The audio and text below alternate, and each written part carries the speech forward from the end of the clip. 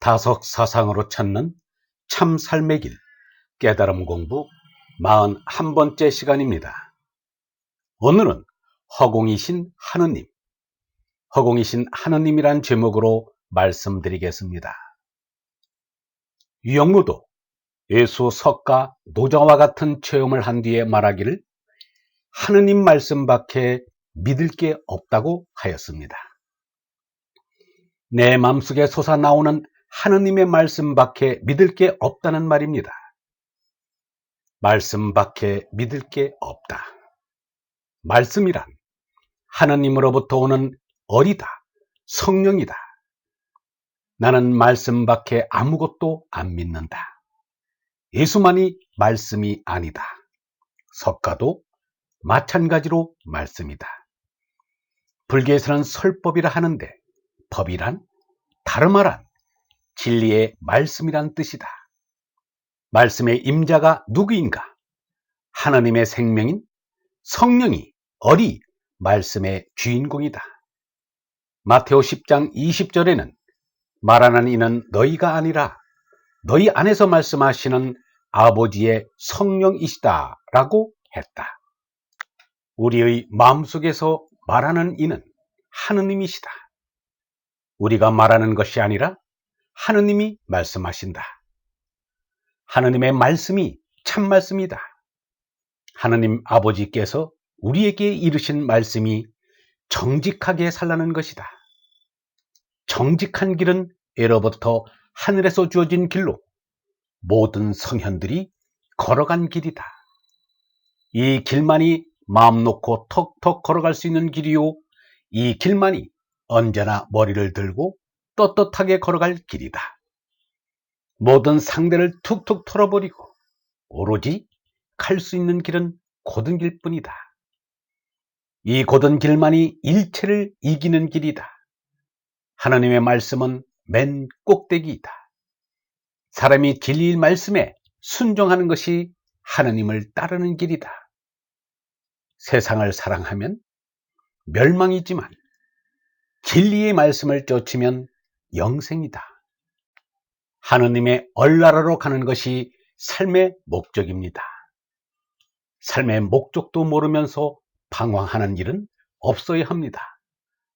돈 좀 모았다고 오락장이나 들락거리고 경기장이나 돌고 관광이나 다닌다고 잘 사는 것이 결코 아닙니다. 사람이 사는 목적은 예수님이 분명히 밝혔습니다. 우리는 으뜸으로 돌아간다. 복원하는 것이다. 우리는 하나로 돌아간다. 귀일하는 것이다. 우리는 맨 처음 나온 대로 돌아간다. 회초하는 것이다. 하느님과 하나가 되고자 하느님께로 돌아간다는 말이다. 그렇다고 세상이 집으로 돌아가는 것이 아니다. 집은 쉬기 위해 지나가다가 들르는 곳일 뿐이다.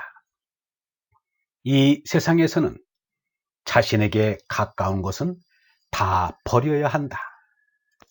집에 대한 것은 버리고 싶다. 그러니까 이 지구도 집에 지나지 않는다. 마침내는 집을 내버리고 가야 한다. 지나가는 한순간밖에 안 되는 이 세상을 버리고 간다면 섭섭하다고 한다.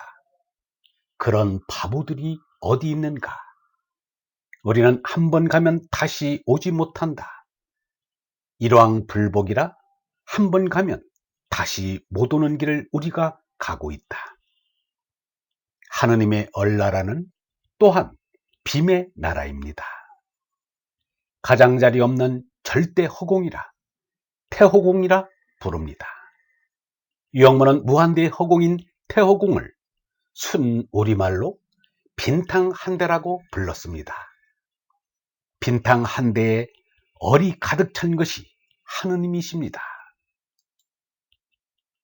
우리가 알아야 할 것은 빈탕 한 대이다.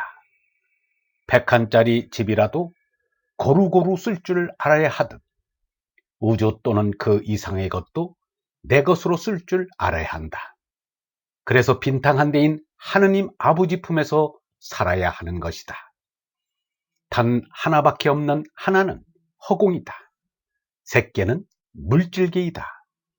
단일 허공의 새끼가 눈의 티검지와 같이 섞여 있다.